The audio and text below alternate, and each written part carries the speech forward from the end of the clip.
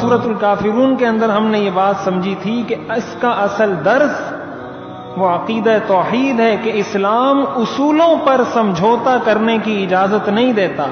اگر آپ سے کوئی یہ کہتا ہے کہ آپ مجھ سے اس بات پر سمجھوتا کر دو کہ اسلام کا یہ فرض چھوڑ دو، یہ فرض چھوڑ دو، جیسے ہمارے ہاں آج کل مکالمہ بین المذاہب کا ایک عجیب فلسفہ نکل آیا ہے کہ سارے مذہبوں کو جمع کر کے ایک مذہب بنا دو، سارے مذاہب کو جمع کر کے ایک مذہب بنا دو.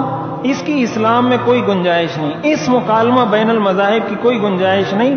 ہاں اگر اس طرح کرتے ہیں کہ سارے مذاہب ختم کر کے اسلام کی طرف آ جائیں بہت اچھی بات ہے. اسلام اپنے کسی اصول پر کوئی سمجھوتا کرنے کی اجازت ہرگز نہیں دیتا.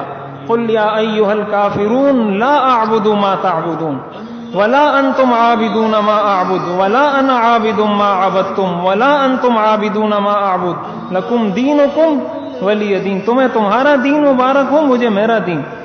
اصولوں پر اگر کوئی سمجھوتا کرنے کی بات کرے اس کو یہی جواب دیا جائے گا لکم دینکم ولی دین. تمہیں تمہارا دین مبارک ہو، مجھے میرا دین. اس بارے میں نے بہت تفصیل عرض کی تھی، تو یہ درس ہمیں یاد رکھنا چاہیے اور اس کی بہت کوششیں ہو رہی ہیں.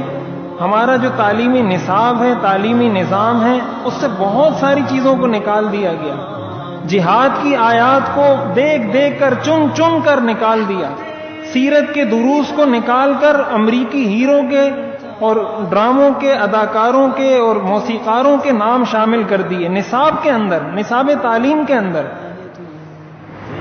تو ان چیزوں پر اسلام سمجھوتے کی اجازت نہیں دیتا کہ کوئی ایسا.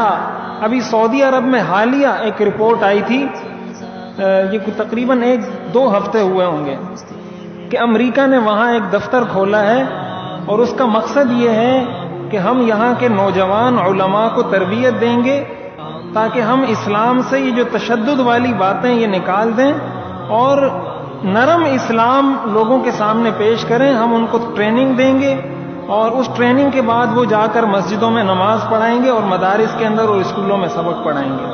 یہ امریکہ ہمارا بہت خیر خواہ ہے، اس لیے وہ ہمیں ٹریننگ بھی دے رہا ہے اور ہمیں پیسے بھی دے رہا ہے اور سب کچھ کر رہا ہے. تو اسلام اصولوں پر سمجھوتے کی ہرگز اجازت نہیں دیتا. یہ اس سورت کا سب سے اہم درس ہے.